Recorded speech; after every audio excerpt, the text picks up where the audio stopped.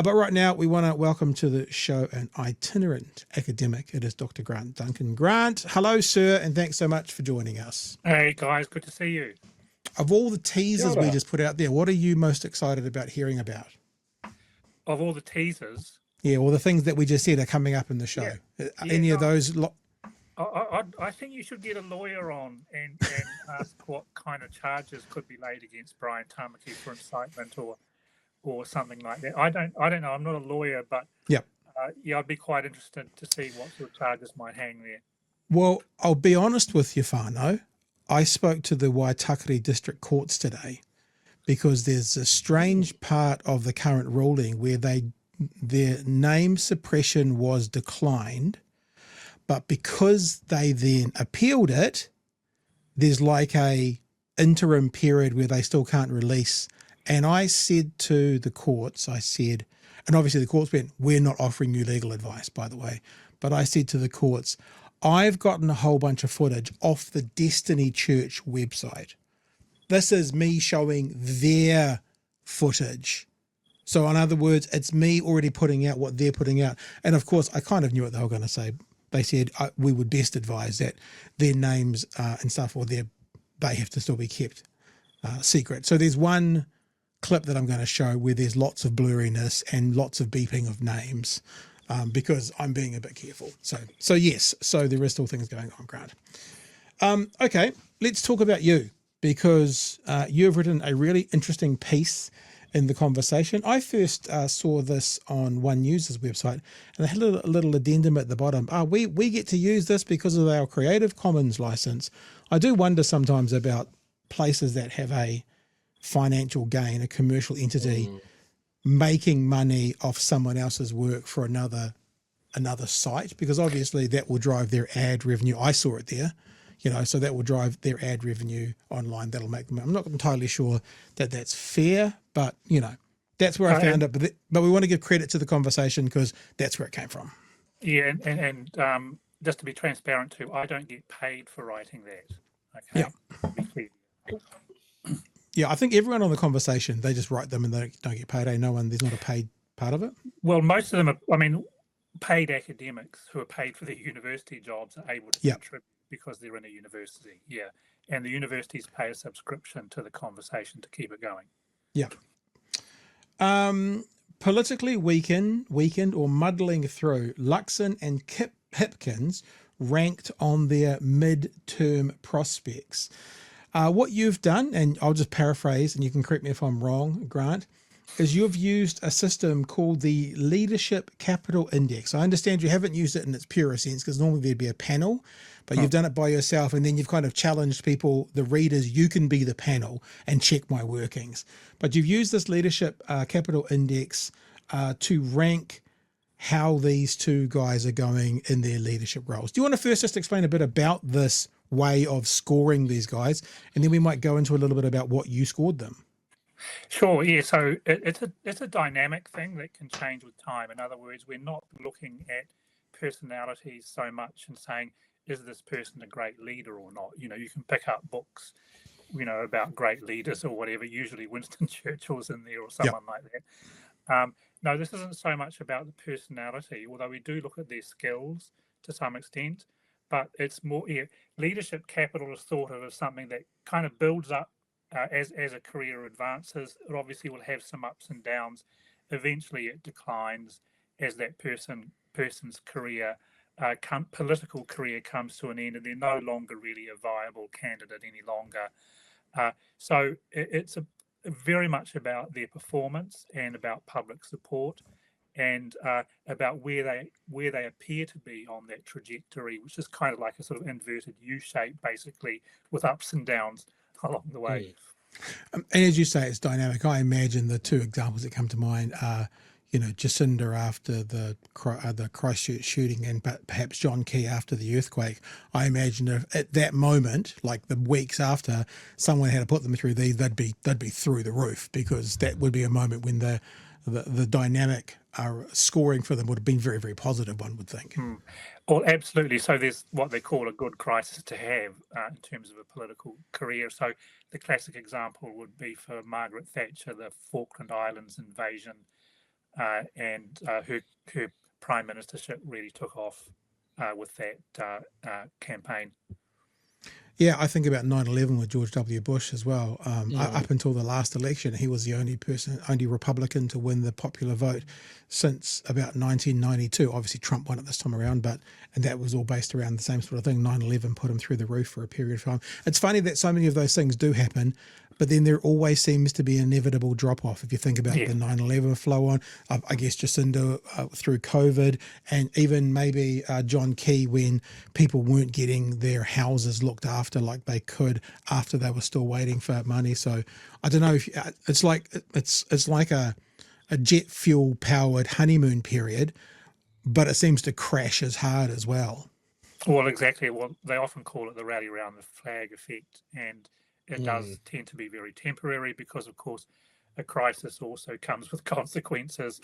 You don't, like with the earthquake, for instance, you don't easily satisfy people whose homes have been seriously damaged all that easily, and naturally that wears away at people's confidence in the leadership.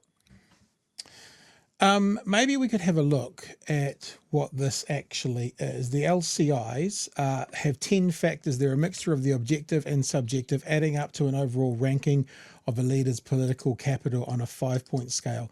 So the 5-point scale are depleted, i.e. a lame duck, low, which is politically weakened. And that terminology, weakened, does speak of a dynamic movement. They are weakened now. Doesn't mean they'll always be weak. So they were strong and now they're politically weakened. Medium would be muddling through. High would be momentum. Exceptional would be political weather maker. Now you've said neither Luxon nor Hipkins performed very well in the test you personally put them through. Luxon came out on the low capital range, so that would be that one, wouldn't it? Looking politically weakened, while Hipkins was muddling through on medium capital. I was wondering, this might be more opinion or maybe there's some research in it, at this term of a new prime minister, like I would think that for an opposition prime minister or opposition leader who's just lost an election after a year in, medium would be pretty bloody good, because that would normally be their anti-honeymoon period, while the prime minister would normally be riding high. So is there anything to say that actually medium for Chippy is not a bad result?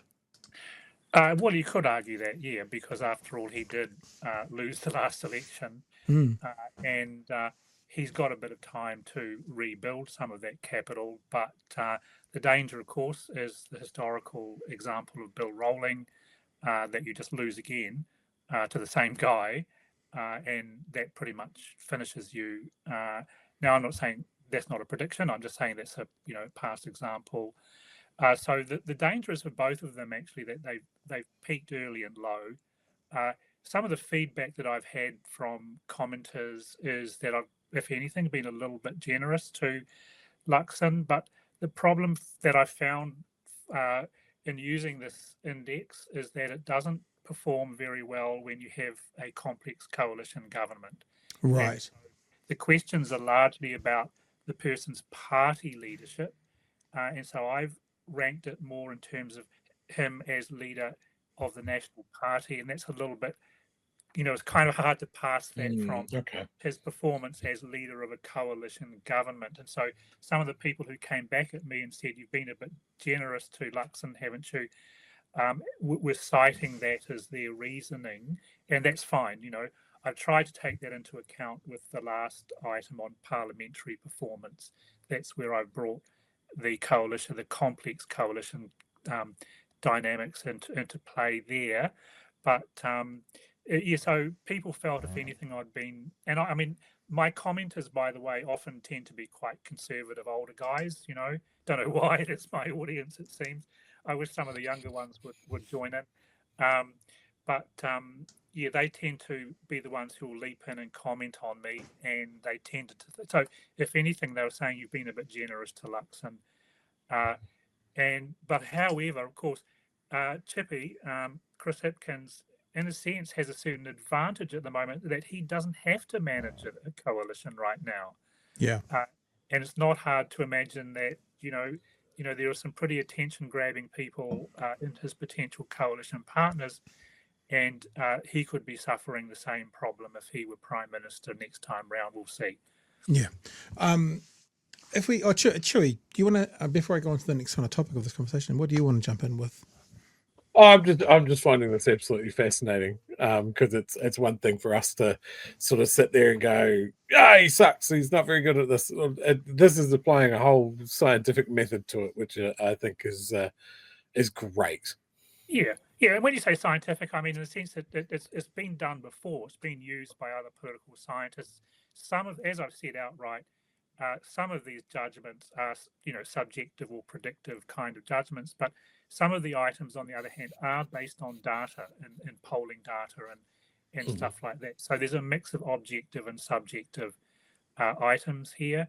But in the end, any assessment of leadership is always going to have a subjective element to it. We just have to own up to that. And this is at least an analytical framework that has been used, it's been tested and used by other political scientists. So I was happy to give it a shot.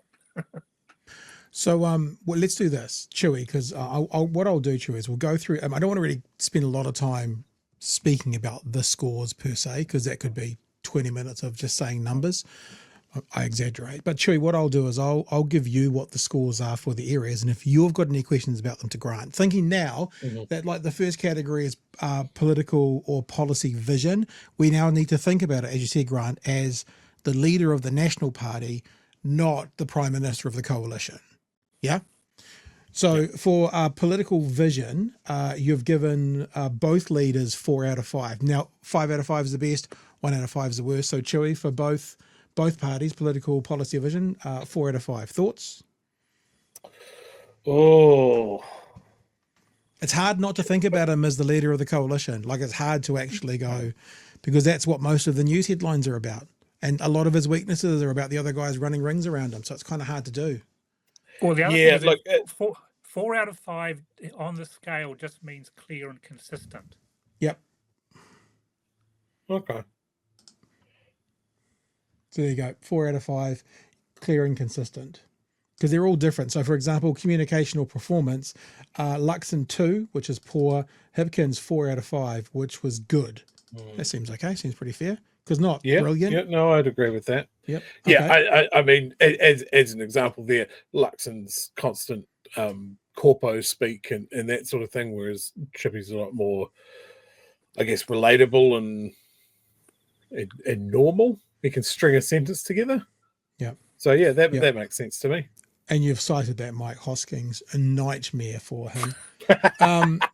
What about the personal poll ratings relative to the most recent election? So because Luxon's has gone down, Luxon, they both get 3 out of 5 because Luxon's gone down, which will be 3 out of 5 is moderate, gone a little bit down, and Labor's gone a little bit up.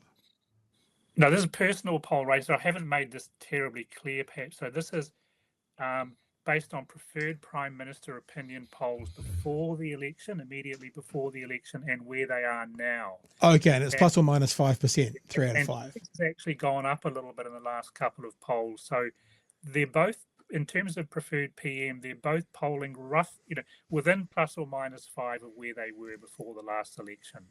So that's not opinion as well. That's when you say you've run the numbers, that's easily trackable.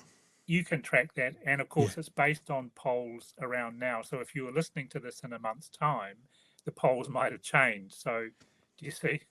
Yeah. Yeah, gotcha. And that's the same as longevity time in office as Prime Minister. Yes. We can work that out. Where Hipkins gets 1 out of 5, Luxon gets 2. Less than a year, 1, 2 is 1 to 2 years. So that's just a number that can't be challenged.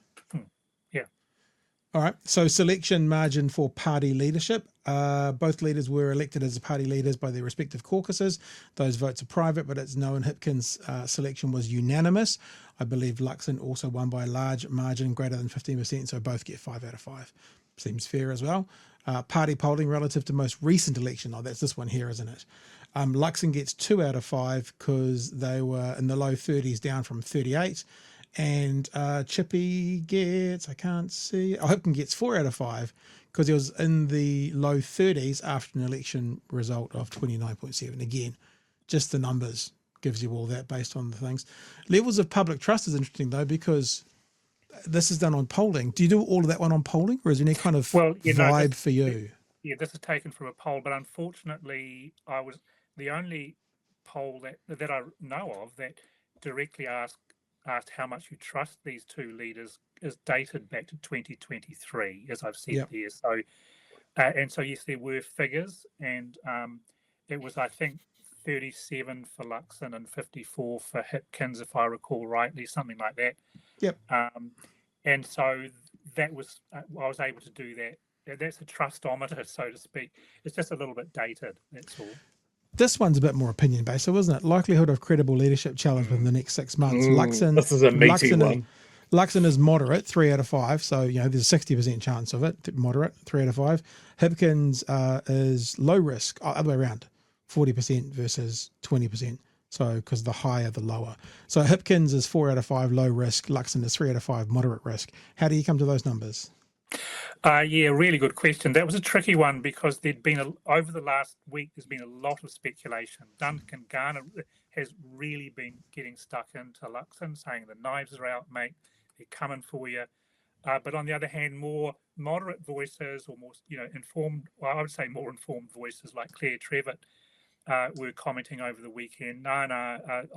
We don't think that he's that close to being rolled. It's too expensive in terms of costs and benefits to roll the leader. It really did them a lot of damage in 1997 when they rolled Bolger, for instance. So although he isn't really polling very well, the investment in Luxon is so great that it would cost them a lot now to the damage would do. That's the conventional thinking. So, but on the other hand, I had to put Luxon on a higher risk than Hipkins simply because of that speculation. Because sometimes that speculation can become reality, And Labour's basically literally done the opposite. Kieran McAnulty is the person that people are talking about, and he's actually come out going, when you guys in the media speculate, it harms us. I want to make it clear I am not, like, at least he's, you never know what's behind it, but what the words he has spoken have been quite definitive over that. Yeah. So I just don't see the same level of potential challenge at the moment. So this is only what's the risk of either leader being rolled as leader in the next 6 months? Right. Yeah. So is it interesting? That's still moderate. Moderate wouldn't be comfortable for Mr. Luxon. What about the perceived ability to shape the party's platform?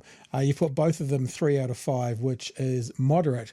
It's perceived that they both have sort of a moderate ability to shape the party's platform. Yeah, I didn't rate either of them very highly or very low here because bear in mind it's the party platform here, not the coalition government. So I see both of them having a moderate degree of control here, but where Chippy is weak at the moment is, this is only a temporary thing probably, but where he is objectively weak at the moment is that he keeps having to say we haven't made a call on that yet, but now that's reasonable. I'm not saying it's a bad thing, but you just don't get the sense that this is a leader who's in control of his party platform, but that's not necessarily a bad thing at this point in the cycle. Similarly with Luxon, I think he has had, given the way that he's shaped the National Party agenda in terms of the election policy manifesto plus that managerial quarterly targets. I know you may not like that, but nonetheless, he's putting his kind of managerial stamp on it. And so, regardless of whether you like their managerial or political style or their policies, I've rated them equally in terms of how effectively they're putting their personal leadership stamp on the party platform.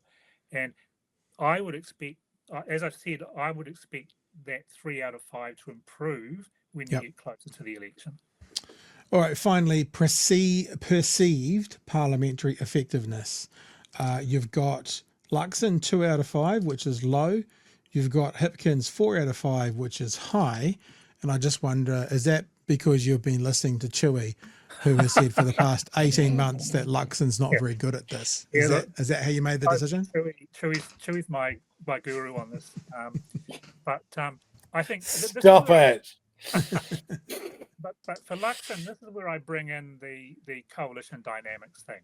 That I'm not saying that there's necessarily sort of like, lots of negativity between the 3 party leaders in that coalition, but the other two are attention grabbers. The treaty bill has really, had a big impact on confidence in Luxon Yeah. and Yep. his political agenda and so forth. So he's been really pushed around by his coalition partners and upstaged by them. Whereas Chippy has the advantage of having been, for instance, leader of the House and so forth. He's been in Parliament a lot longer. I feel that his effectiveness as an operator in Parliament needs to be given a stronger rating because of that. In many respects, Luxon has had less time to get used to the ropes in Parliament. He's getting better at it, but now he's in this situation, finds himself in this rather complicated three-party coalition with attention-grabbing guys on each side. My last question about this is more kind of from your perspective. What do these guys need to do that, let's say, in 6 months from now, you do another one of these things? There's some things they can't do. They can't do time as Prime Minister, but of the things they can do, what do they need to do to come out with a better score in 6 months from now? Look, if there's one thing I could say to Mr. Luxon, if he's listening to this, I'm sure He always listens. He always loves the listens. show. Loves the show. If there's one thing I could say to Christopher is stop saying, well, what I'd just say to you is. It's because it Can't do it. Impossible. It's like in brackets, he's saying, you simpleton. It comes across to me as incredibly patronizing. And it's just a verbal tick that he can train himself out of. And I don't know why he hasn't trained himself to stop doing that. But that's just one example that stands out to me in terms of his inauthentic and overly managerial style of language. I know that he's been getting better compared with when he first became National Party leader, when he really did talk like a CEO. He's been getting better at it, but I think people find him as inauthentic and hard to relate to. Some people find him patronizing. There are aspects of the way that he speaks which I think he can change. This is the thing; it can be changed with a bit of training. So he needs to get that training, but also, so he needs to discipline his team a little bit, because he's got some pretty capable and ambitious people underneath him, like Willis and Bishop and others. He needs to rein them in a little bit and get them cheerleading for him a bit more ahead of the election. And of course, he needs to do something about his coalition partners, a bit more discipline there as well. As for Hipkins, well, he does carry with him over his shoulder this I lost the last election. And the other weird thing is this, guys, he's going to be up against the same Christopher that he was debating with in 2023. To voters out there, this is going to be like deja vu. And the danger is that people just switch off. Oh my God, this is boring. The same two boring guys. We're going to switch off.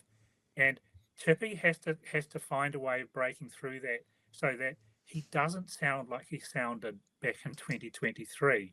So there's a lot of baggage, like the policy bonfire and all the rest of it, but there's a lot of baggage that Labour and he have to leave behind and show clearly that they've left it behind, and they've put certain, like the tax policy, etc. They've got that sorted.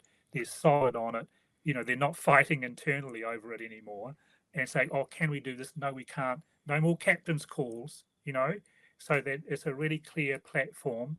So, so he has to sharpen up Labour's policy platform, clarify what they stand for now, leaving behind certain things, not saying, obviously, not the things that you jettison, you don't say that they were really bad ideas. You can't afford to say that.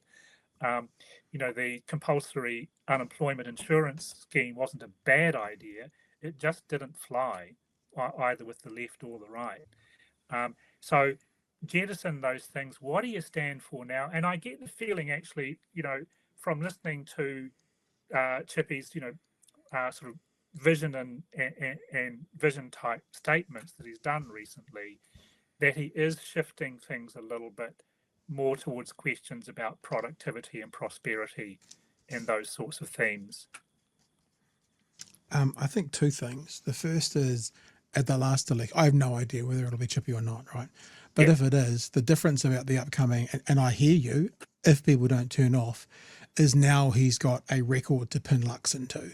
Whereas last time it was all, fairies and moonbeams and promises, and, it was Labour bad was all National had to do to get in. Whereas now there's, smoke free 2025, there's the fairies, there's $200 million, there's, so Luxon will have to be more defensive in that than offense. And the other thing I was going to say is I don't think he can change that verbal tick. Once something becomes a hashtag WIWSTYI, once it becomes a hashtag, it's there forever. So even if he does get rid of it, that hashtag will be on everybody's tweets and messages and stuff at the next election, no matter what. What I would say to you Totally. is, Yeah, I know it's a terrible habit. Yeah. Really. And anything else from you, Joy?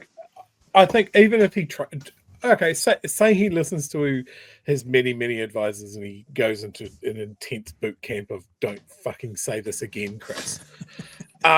I think honestly, during a high pressure thing like a debate, imagine if we don't hear it for weeks and we're like, oh, he's got it, and then he's pushed into a corner in a debate and he just pops it out. People would lose their fucking minds. Yeah. I think what it comes down to is two things. I think that people don't see Luxon as being authentic, and that isn't something you can learn. You can't just fake authenticity. You can't fake it, and I think that's Chippy. That's something that Hipkins doesn't have to learn. He comes across as authentic, but with that, he can come across as a bit more wishy-washy. Now, I think Labour have all of the pieces rapidly approaching where they need to be. Labour has a strong front bench that seem to be united behind Chris Hipkins. They seem to have a plan that they really want to lock in with a good runway in.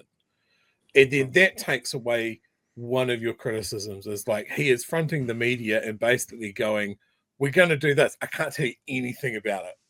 I can't tell you, but I'm giving you a warning, but I don't want to talk about it. And I agree, it's not a good look. But should they get that squared away and go, that's it, we're taking it to market and we are going to spend the next year hammering these guys with it. And we have the Hipkins that we have always asked for in a debate, the aggressive one, the one that we saw, what was it, the second and third debate? We didn't see him in the first one. But in the election, he got a bit more on the attack and we're like, that's the one. Yeah, that's the one. Now, when we questioned him on this show and said, "Hey, look, we want to see a little bit of mongrel," he had quite a good answer. He's like, "I don't want to scare off the people that would go either way." But when you're in the race, when the timing's right, when you're firm on your numbers and you're firm on your policy and you're firm on your team, that's when you bring it out.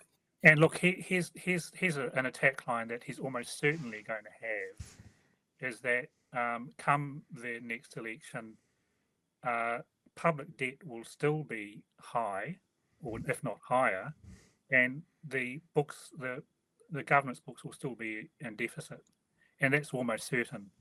And so he can say, look, you've not met your fiscal targets. The danger, of course, is that the economy does start to grow, which is presumably something that you guys and I would want to see. But if it does happen, say, does start to boil, the economy really does start to go at the end of this year into next year, then that's going to be obviously to Luxon's advantage. He will say, look, my policies are paying off. But that remains to be seen. It may not happen. So that would be what Luxon is hoping for, and that's what would pull his polling up if it happens, and people start to feel it happening, in their day-to-day life. Now, but I'm pretty sure that they won't be meeting fiscal targets, however, and that will be a weakness. And I interviewed Nicola Willis last year, and she admitted that that's not going to be the case. All the projections are saying so. So that will be a weakness. And they've You got might- infrastructure time bombs built in there as well. We're going to go into an election with no new ferries, and I still think that that's going to sink them. Pardon the pun. And the other question, I mean, I don't know enough about this, but what will they have actually done about water supplies? I think they don't know either, Grant. I think that's the whole Right. point we're making right now. I don't think anybody knows. Hey, we should tell people, because on your conversation piece, you basically invite people to come and critique you, and you send them to your Substack, where you kind of put out why you've decided what you've decided. And that is Grant Duncan, phd.substack.com. Grant, thanks for joining us. It's lovely to have you on. We haven't had you for a while, so Great. thanks so much for being a part of us tonight. Yeah, great to talk with you guys again. Yeah, have a good evening. You too. Anytime. And you too, mate. Catch you soon. Yeah, okay. There is Grant Duncan, and it is Grant Duncan, phd.substack.com.